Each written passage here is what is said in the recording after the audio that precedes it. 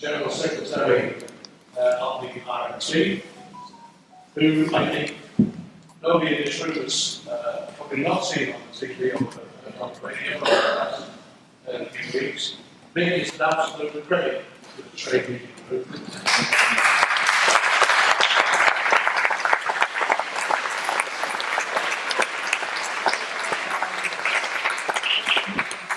About union barons, and I saw him when they were trying to say that the use of agency workers was greatly the strike of miners, and he handled it absolutely brilliantly. And I think that, you know, as I said, fantastic work that you and the union have been doing, standing up for all unions, not just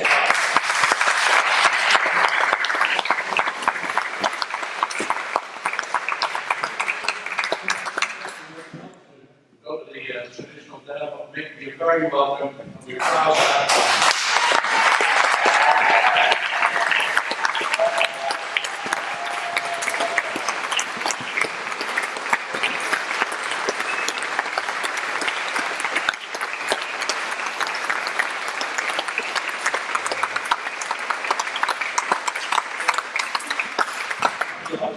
I've been late. I've been spent the last week I'm so glad this team is alive.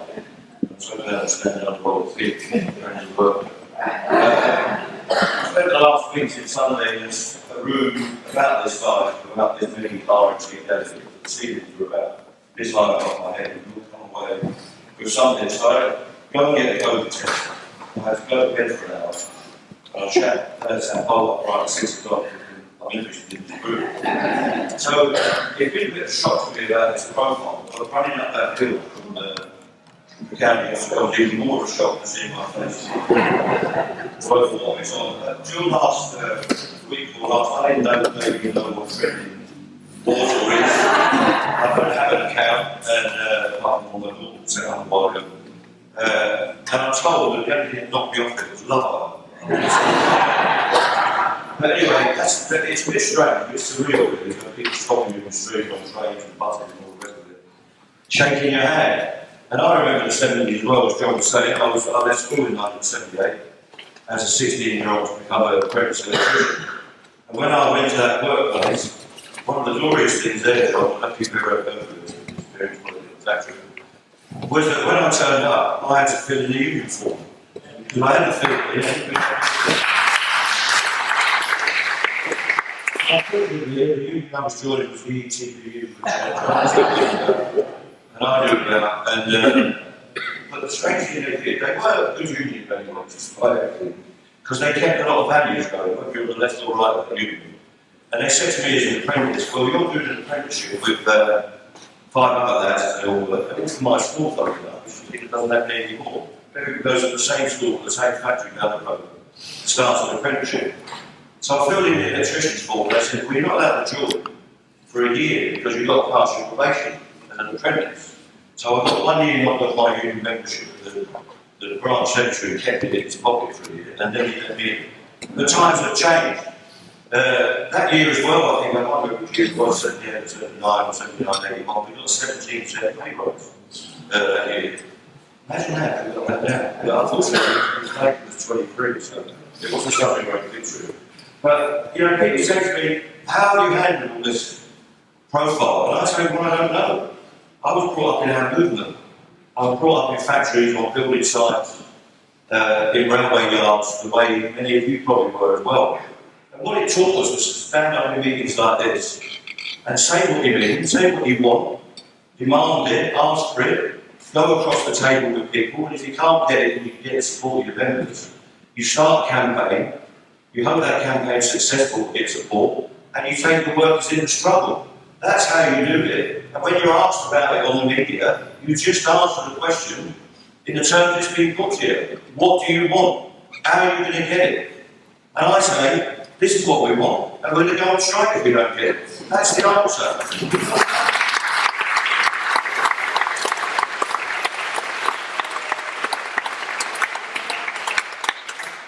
What we've been doing for far too long as trade unionists is apologising for the idea that there is a trade union.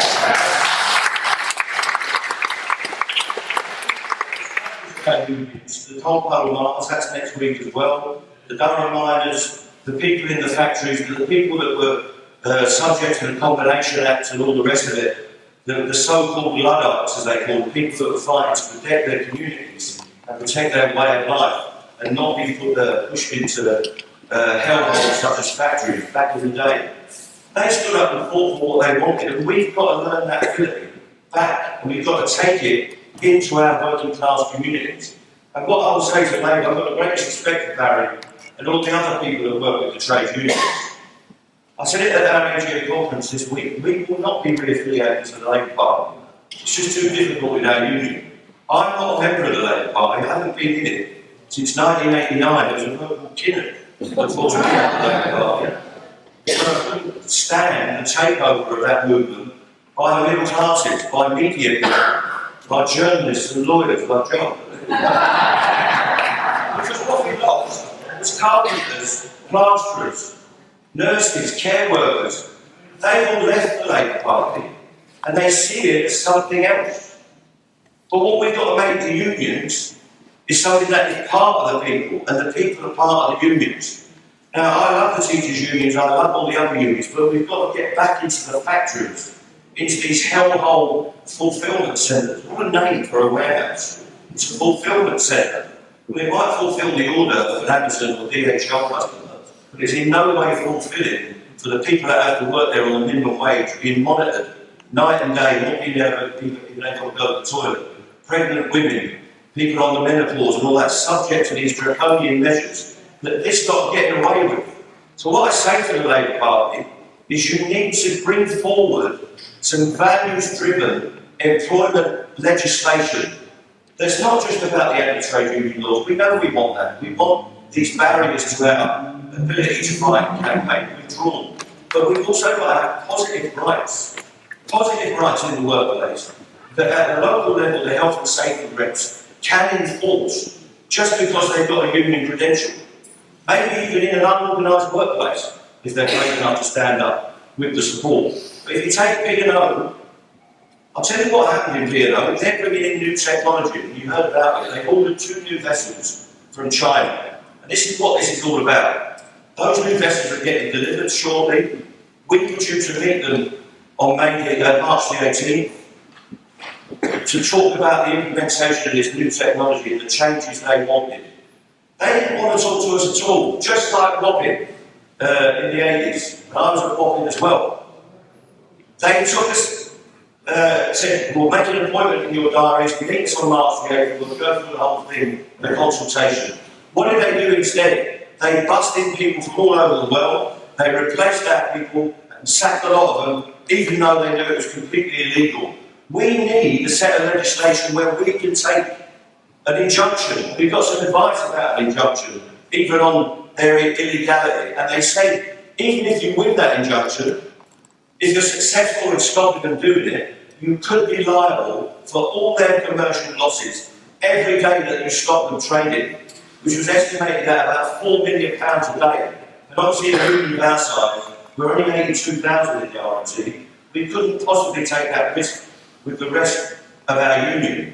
So we were absolutely knackered, if I use the terms that used around my way, and we had to start that campaigning. And I'm delighted to say that I actually think the P&O issue, I'm delighted what happened to our members there, but the P&O issue laid the ground for what's now happening on the railways.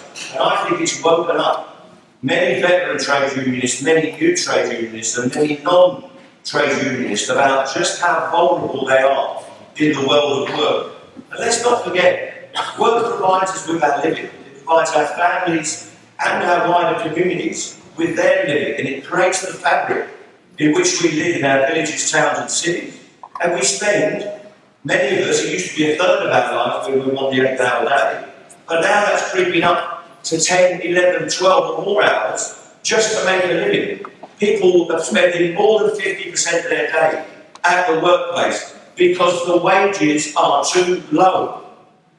And the best solution to the cost of living crisis, and I'll tell Francis O'Grady, Paul Novak, he gets the job at the TUC, you've got to come out of your box in Great Russell Street and stand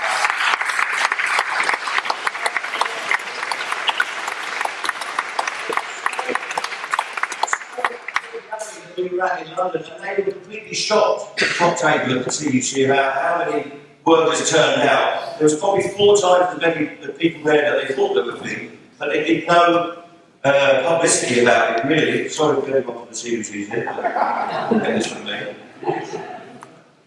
What they said, their slogan, it was the most bland slogan on front of the lecture. That's why I spoke in front of it.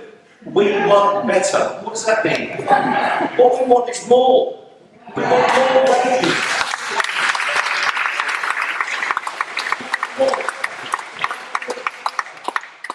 We want more rights in the workplace. And that's the only solution.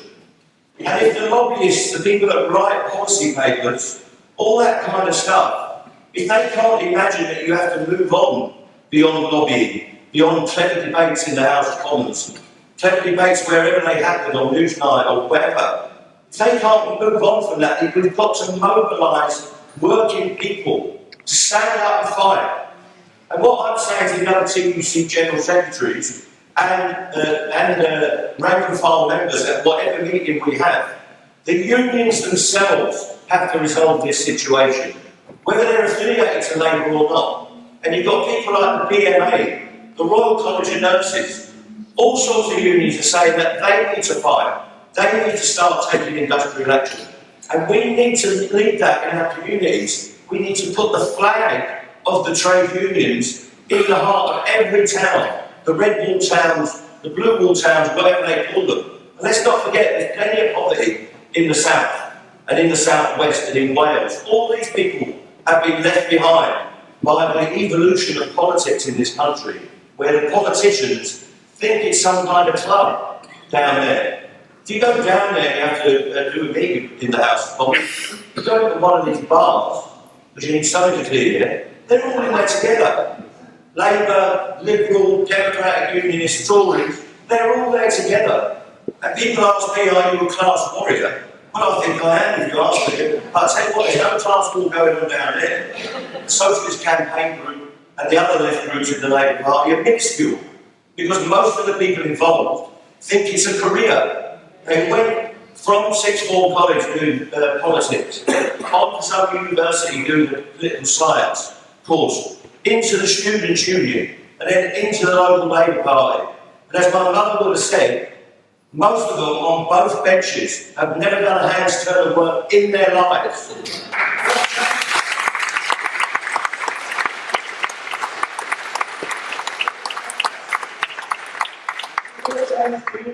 The unions aren't a career.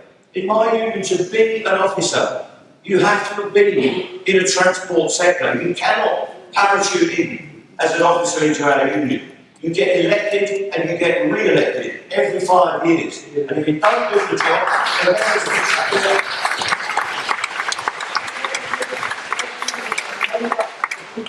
are members. And in that way, we transform the trade unions into a real vehicle and body of working people. And that reconnection has to be made up. So how do you do it? We fight in the branches, in the workplaces. And we've got to give messages as trade union leaders, and I mean leaders from those branches, from those regional organisations, from the company councils or the shop stewards networks that you've got. We've got to give the message that we've got values that are almost eternal in working class communities. Solidarity, working together, the ability to strike, the ability to articulate the case on behalf of the other workers around you, and the ability to make networks in those communities where we all work together, rebuild the trades councils, rebuild these regional bodies which are so tedious and boring in most occasions that you wouldn't recommend any young person to go to them. And we've also got to work out that every new member of a union is not young, because Thatcher's generation is in their 40s and 50s now. Many of them have never been anywhere near a trade union. They're working in isolated, atomised workplaces. So we've got to make sure that the big unions, and Unite are sponsoring this, and I see a change in Unite. I hope we can have dialogue with the new General Secretary over the weekend, the GMP, Unison, all of those unions, PCS, the ones that are far bigger than my union. You've got to get out there and get the profile for yourself, and you've got to lead these campaigns, not just in localities, but generalised campaigns. Generalised campaigns of building the argument for a pay rise, building the argument for a defence of your conditions, and building the campaigns for strike action. Because if we all work together, there's no way that we can be stopped as working class people. And the message is, the message I'll be giving tomorrow on the racecourse, is that we are the working class, and we are back, and we are going to organise, we're going to campaign, and we're going to fight. And I'll tell you what this dispute is about, if you want to know in a very quick start. It's about stopping them making mass redundancies in our industry. Because the jobs we've got are good jobs. They do get the sick pay, they get the holidays. If you're stood off, if you can't work in your job, we've got a protection scheme in our railway that gives you 2 years' wages while you attempt to recuperate. People ask why you hold on to these old agreements. Well, because they're good agreements.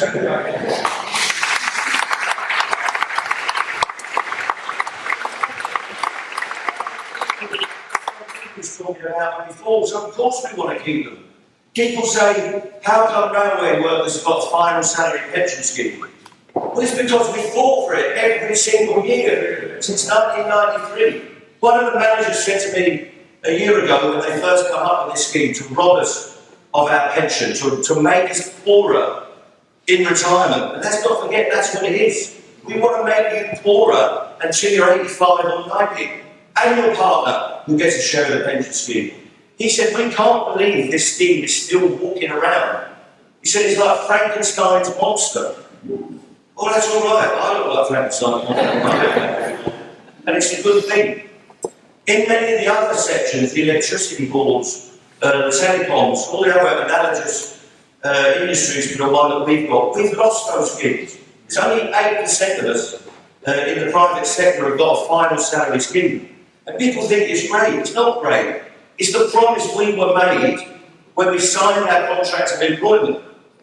And the other thing that they're seeking to do, in a novel form now, they call it fire and rehire. Because they sack you in 30 days or 45 days notice.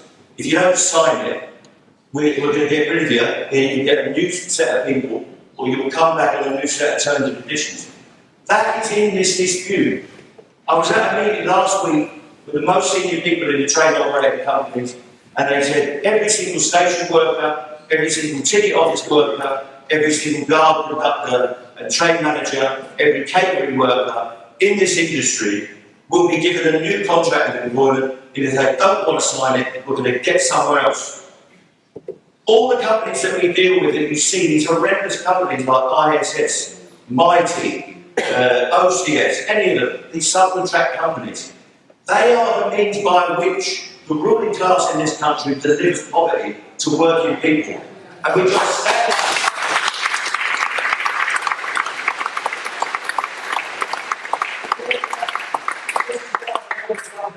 The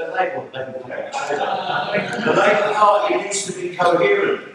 From the parish council to the county council, city council, metro mayors, and into the House of Commons.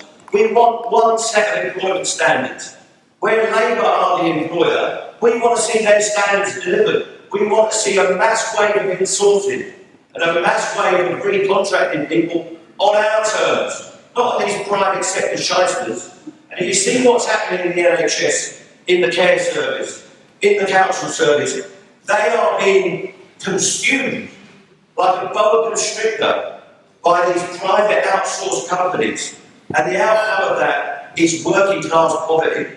And if Labour can't see that, if Starmer can't see it, if he can't see that he needs to ride this wave that is developing, I don't think I'll ever see him on a picket line, but at least he can identify with our people and bring some coherent strategies, outline policies forward in the next couple of months, tomorrow if needs be, to identify with working people and their struggles. I'm going to try and sit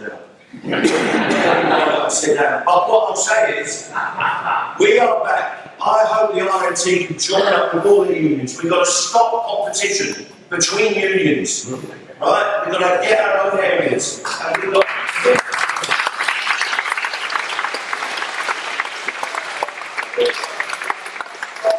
that starts with the campaign about ideas. Somebody said that the first battle is the campaign for ideas. Then we use our democracies in our unions to make the union leaders campaign, fight, and let our people loose. Let our people loose, and then we're unstoppable. Let's do this together. Get back to your branches, get back to your meetings, and let's start this fight back.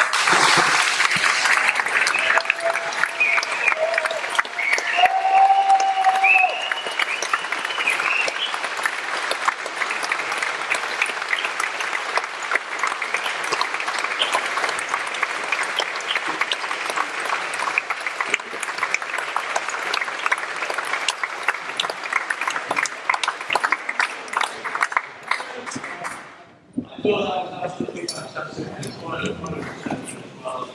First of all, to say thanks to all of our speakers this evening, but before we end, just to acknowledge the fact that Jeremy Corbyn